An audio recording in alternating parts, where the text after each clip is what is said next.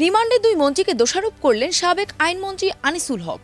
বললেন ছাত্র আন্দোলন সমাধানের জন্য তিনি পদক্ষেপ নিয়েছিলেন, কিন্তু দুজন হেভিওয়েট মন্ত্রীর কারণে সমাধান করতে পারেননি।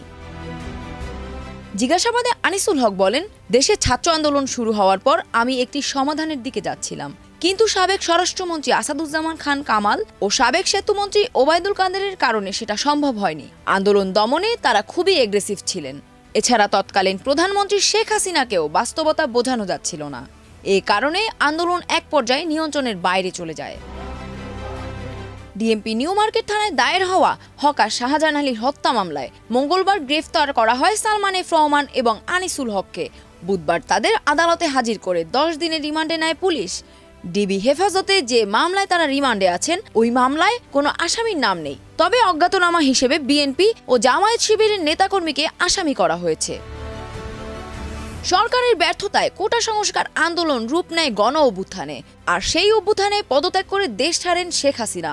এরপরে দলের মন্ত্রী এমপিরা কেউ পালিয়ে গেছেন, আবার কেউ আছেন আত্মগোপনে। তাদের মধ্যে বেশ কয়েকজন গ্রেফতার হয়েছেন।